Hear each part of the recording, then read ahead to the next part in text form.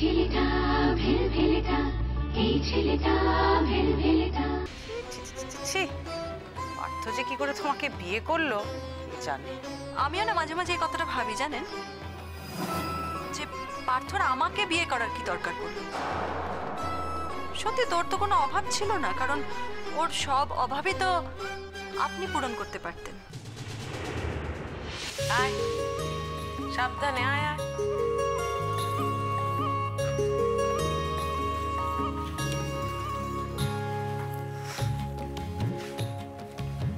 এই যে কাছের লোকেদের আসতে এত দেরি হয় কেন? হ্যাঁ, পার্থ কোথায়? আসেনি? আর ওই তোর ওই জাটা কি যে বলো না তুমি বড় মামি, উনি আসবেন? পার্থ আসতো, অ্যাকচুয়ালি পার্থর খুব ইম্পর্টেন্ট একটা কাজ পড়ে গেছে, ওর একটা ইম্পর্টেন্ট হিয়ারিং পড়ে গেছে আজ। ও আসতে পারলো না, তবে ফেরার সময় ও একবার আসার চেষ্টা করবে। আমি আর পলিন তাই চলে এলাম এখন। আরে আমি যে এলাম সেটা নিয়ে তো কিছু বললে না। ওমা, তুমি তো আমার লক্ষ্মী মেয়ে, লক্ষ্মী মা আমার। আমি তো জানতাম তুমি আসবে, আর তুমি না এলে না আমি তোমার সাথে কথাই বলতাম না। আর শালুক, শালুক কোথায়? এই তো পলিন, এসো এখানে। আমি কেমন আছো? শালুক, তোর নাকি একটা অ্যাক্সিডেন্ট হয়েছিল? তুই কি ঠিকমতো চলাফেরা করতে পারিস না নাকি? হ্যাঁ, কতবার তোকে বলেছি না যে সাবধানে চলাফেরা করবি? হ্যাঁ বল তো, ভালো করে বল। সব সময় লাফালাফি করে, সব সময় লাফালাফি করে। বাবা, অন্তত কাল আমি কোনো লাফালাফি করিনি বাবা। কিন্তু সাবধানেও হাঁটুনি, তাই না? যদি সাবধানে হাঁট দিস তাহলে অ্যাটলিস্ট পাটা স্লিপ করতো না তোর। কালকের ব্যাপারে ওকে কোনো দোষ দেওয়া যাবে না ছোট, অন্তত কালকে ওর কোনো দোষ ছিল না। ওইভাবে যদি পায়ের তলায় সাবান জল পড়ে থাকে তাহলে, আর সেটা যদি কারো না জানা থাকে তাহলে তো যে কেউ পড়ে যেতে পারে। আমি তো এটাই বুঝতে পারলাম না যে যে বারবার বললো যে আমি বাথরুমটা ধুয়েছি, সে কি করে অতটা সাবান জল রেখে বেরিয়ে পড়লো বলো তো? যাকে আমি তো বলেই দিয়েছি যে এবার থেকে আমাদের খুব সাবধানে থাকতে হবে, ওকে একদম নজরে নজরে রাখতে হবে। আর একটা কথা, আমরা কিন্তু বাড়িতে কখনো ওকে একা রেখে সবাই মিলে চলে যাব না। বড় মামি, বুঝতে পারছো তো আমি কি বলছি? হ্যাঁ বুঝেছি। এবার থেকে ওকে আমি না সঙ্গে সঙ্গে বাথরুমেও নিয়ে যাব। সত্যি যদি একটা দুর্ঘটনা ঘটে যায় তখন আর কিচ্ছু করার থাকবে না, তাই না বল? আরে আসুন আসুন আসুন, আপনাদের এত দেরি হলো কেন? কখন তোমাদের অনুষ্ঠানটা কখন? এই তো এক্ষুনি শুরু হবে, ভালো সময় হলো ওই 1টা থেকে 3টের মধ্যে। আসুন আসুন বসুন।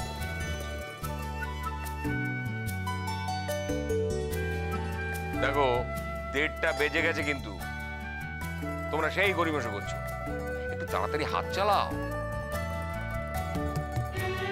হ্যাঁ রে দেখি,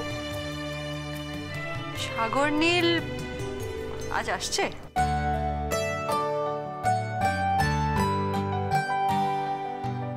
সাগর নীল হঠাৎ শালুকের সাধে আসতে যাবে কেন? তুই যে কি বলিস না মাঝে মাঝে, কোনো মানে হয় না তোর কথা। আমি সেই জন্য বলিনি, তোকে তো এমনিতেই ইন্টারোগেট করতে আসে, আমি সেই জন্যই বলেছি। ফুলদি তো যা বলার বলে দিয়েছে, এখন তো আর ফুলদিকে প্রয়োজন নেই। তবে কালও তোমার সঙ্গে দেখা করতে চেয়েছিল, আর কেন সেটা বুঝতে পারছি না। গেছিলে তুমি? হ্যাঁ আমি গিয়েছিলাম তো, কালকে বসেও ছিলাম অনেকক্ষণ। বারবার ওর কিসব ফোন আসতে লাগলো, আর ও ফোনে কথা বলতে লাগলো, আর তারপর এসে বললো সরি আজকে আর কথা হবে না, আপনারও দেরি হয়ে গেছে আমারও দেরি হয়ে যাচ্ছে, তা আমি না হয় কাল পরশু আপনার বাড়িতে গিয়ে কথা বলবো বা আপনাকে ডেকে নেবো। তা আমি বললাম যে না না, আমাকে ডেকেই নেবেন, কারণ বাড়িতে তো আবার আজকে অনুষ্ঠান, আবার আজকে যদি আসতে চাইতো তাহলে একটা লজ্জার বিষয় হয়ে যেত, তাই না? ও তোকে এখন এত ঘোরাচ্ছে কেন আমি বুঝতে পারছি না। তুই তো সব বলে দিয়েছিস।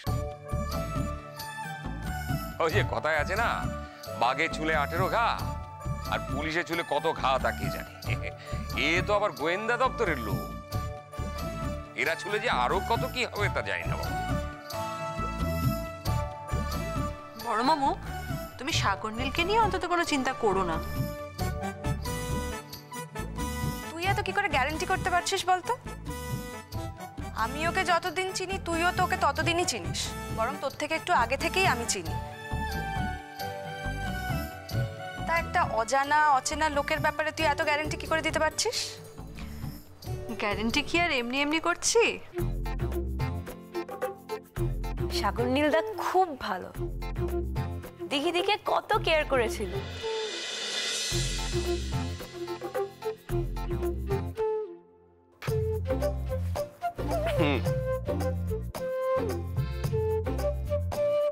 কি হুম?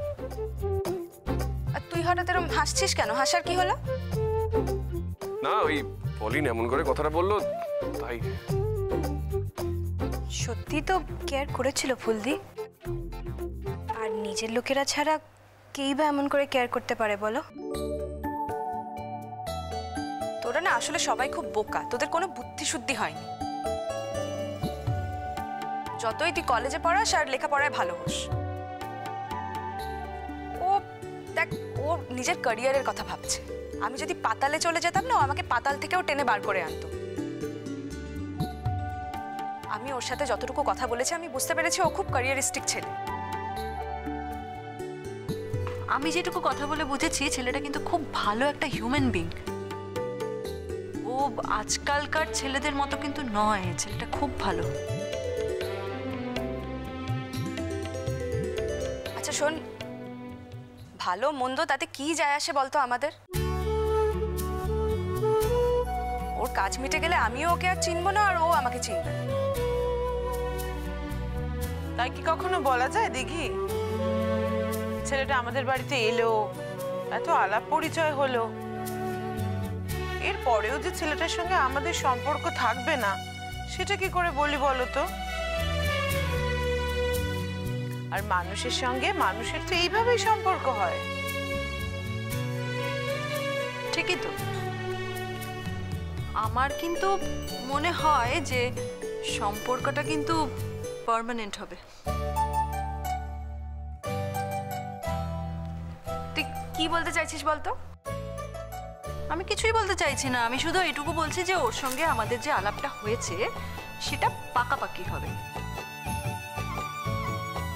তোর সঙ্গে যোগাযোগ নাও থাকতে পারে, কিন্তু আমরা তো বাবা যোগাযোগটা রাখবো। তোদের সব কিছুতেই বাড়াবাড়ি, জানিস তো? হ্যাঁ, আমাদের সব কিছুতেই বাড়াবাড়ি রে।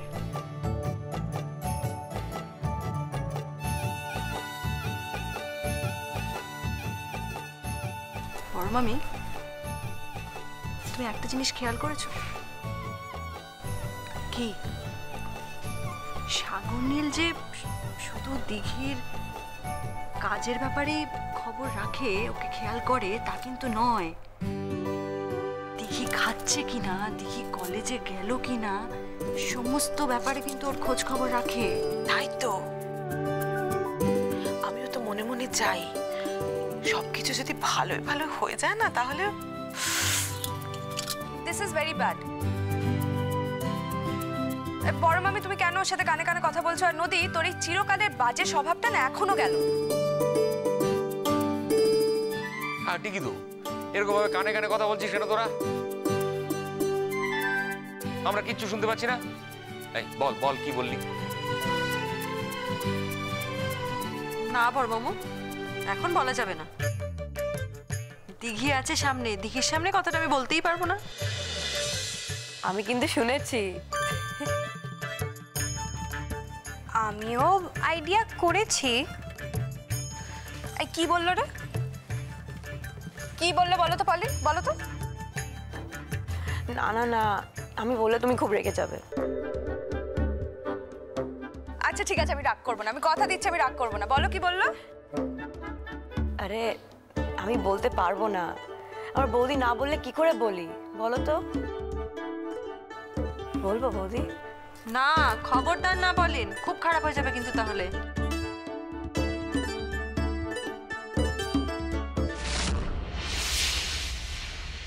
কথা না বোঝার কি আছে, আমরা না শুনেও বুঝতে পেরেছি।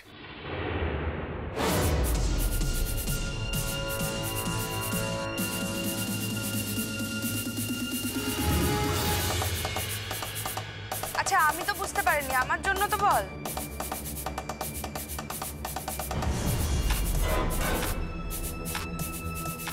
থাক থাক, আর বুঝে কাজ নেই। এখন আসল যে কাজটা করার দরকার সেটা করো।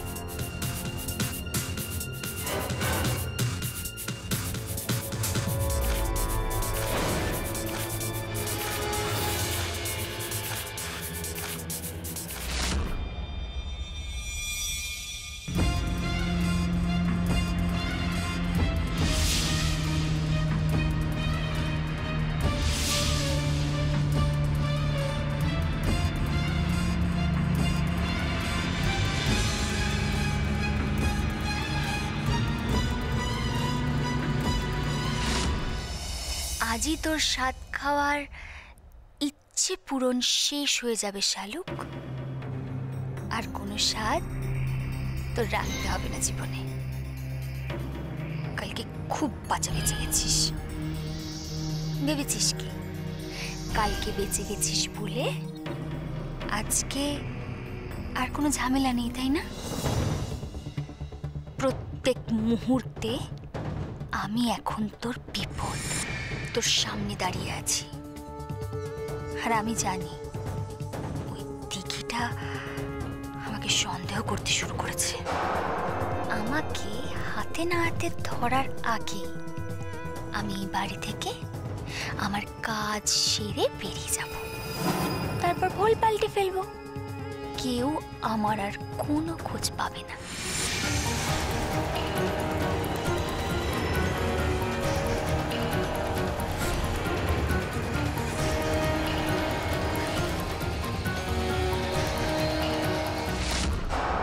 কি হলো কমলিনী?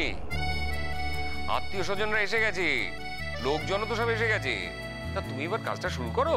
হ্যাঁ গো যাচ্ছি, আমি এক্ষুনি শালুকের খাবারগুলো না থালা সাজিয়ে নিয়ে চলে আসি। নদী থেকে শোনো, তোমরা ওখান থেকে সব জিনিসপত্র এনে এখানে আসন টাসন পাতো সব গোছগাছ করো, একটু তাড়াতাড়ি করো। হ্যাঁ ঠিক আছে।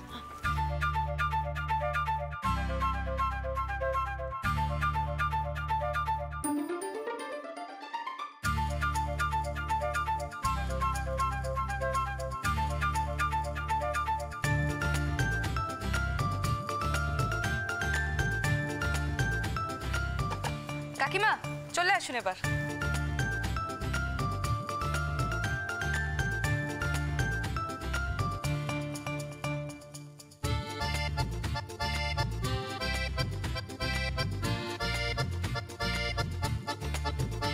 সবাই ঠিক কথাই বলছে, দিন দিন তোমার রূপটা খুলছে।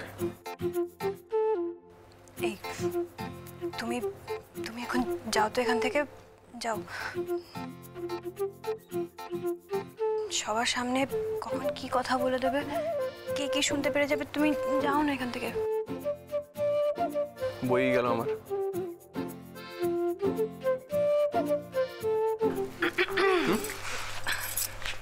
কি এত কথা বলছিস বলতো তোরা নিজেদের মধ্যে?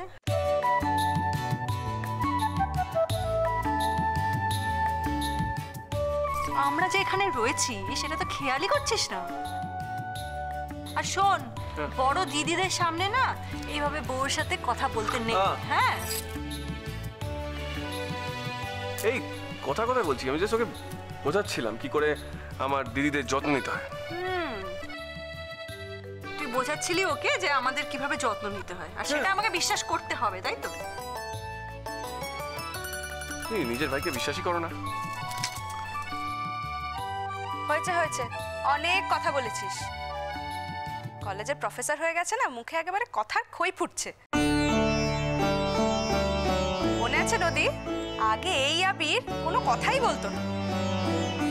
মনে নেই আবার? সারাক্ষণ তো ওই বইয়ের মধ্যে মুখ গুজে পড়ে থাকতো। এই তুমি এখানে কি করছো? মাত্র এলাম গো মাগো, তোমার হাতে হাতে কাজ করে দিতে। আজ তো বাড়িতে এত কাজ, তুমি তো একাই সব করছো, তো তোমাকে একটু সাহায্য করবো নি মা? তাই মা, মাগো তুমি আমারে দাও, আমি দেখে আসছি। তুমি পারবে কাজ করতে? তোমার যে অবস্থা, তোমাকে তো কোনো কাজ করতে দিতেই ভয় লাগে। তোমার তো এখন বিশ্রামের প্রয়োজন। না গো মা, আমার এসব অভ্যেস আছে, আমার এতে অসুবিধা হয়নি গো মা। এ আর এমন কি কাজ মা গো, গায়ে তো এর চেয়ে বেশি অনেক কাজ ছিল। মা তুমি দিলে আমি ঠিক নিয়ে যেতে পারবো। ঠিক আছে, ওখানে রাখা আছে, বাদবাকি জিনিসপত্র নিয়ে এসো। আস্তে আস্তে নিয়ে এসো কিন্তু, সাবধানে।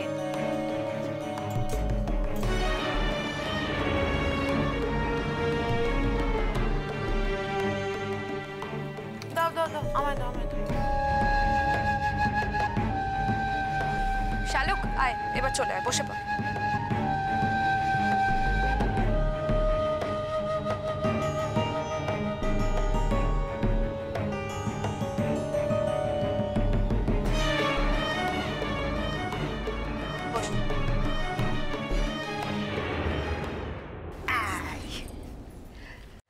আচ্ছা, জান এখনো নাপছে না কেন? সত্যি তো, জানকে তো এখনো দেখলাম না। জানের কথা আর বলিস না, জান সাদের অনুষ্ঠানে থাকবে না। আচ্ছা, কোনো মানে হয় বলতো? আমাদের বাড়ির কোনো শুভ কাজ জানকে ছাড়া কখনো হয়? যত বয়স বাড়ছে ততই মাকে একটা সংস্কার কিরকম পেয়ে বসছে। আচ্ছা, আমাদের বাড়িতে আমরা এসব কোনোদিন মেনেছি? আমাদের জীবনে মার চেয়ে বড় শুভাকাঙ্ক্ষী আর কেউ আছে? পরমামু, আমি নিয়ে আসবো টেনে। না গো, এখন যেও না। আসলে মার মনের মধ্যে না একটা ভয় ঢুকে গেছে। মা বলেছেন এই শুভ অনুষ্ঠানে এসে দাঁড়াবে না। আসলে কালকে যা হলো না, কালকে তো যা খুশি হতে পারত। সেই জন্য মা বলেছেন যে এই শুভ অনুষ্ঠানে আমাকে আর জোর করো না।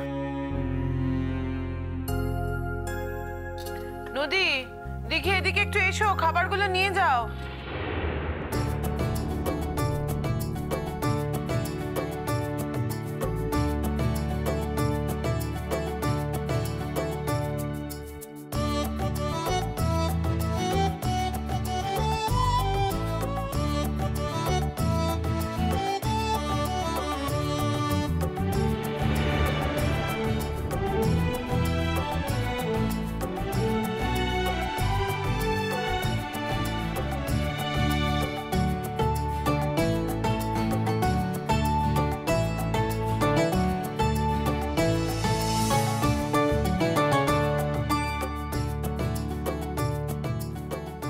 তুমি আগে এসে আশীর্বাদ করো। আবার আমাকে টানছো কেন? তোমরাই করো না, মেয়েদের অনুষ্ঠান। আশীর্বাদটা তোর মেয়েদের নয়, তুমি ওকে প্রাণ ভরে আশীর্বাদ করো। শ্বশুর বলে কথা।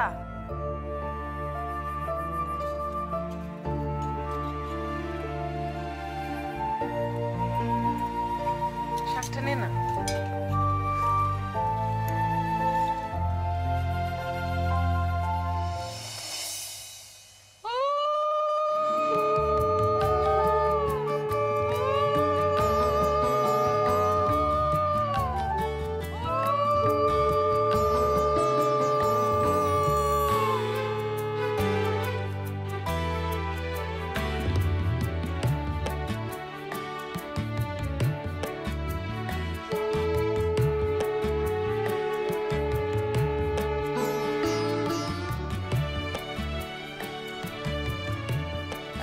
থাক থাক মা, ভালো থাক, ভালো থাক।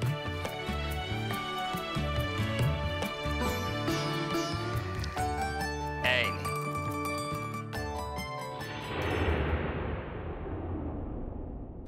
এসবের আবার কি দরকার ছিল বাবা? তুই যদি না নিতে চাস তাহলে যে আসছে তাকে দিয়ে দিবি। আরে এখন তো আর দেয়া নিয়ে কোনো সমস্যা নেই, যেটাই তোর নিতে ইচ্ছে করবে না সেটাই তুই তাকে দিয়ে দিবি।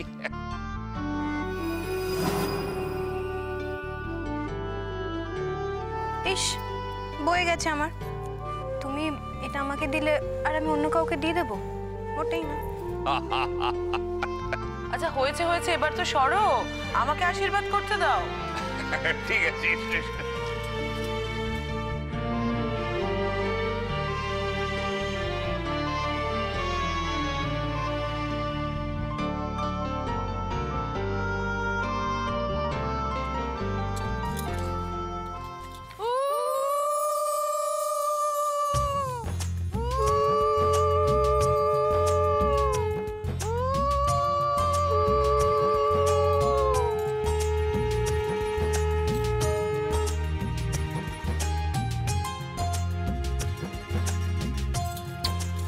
থাক থাক থাক,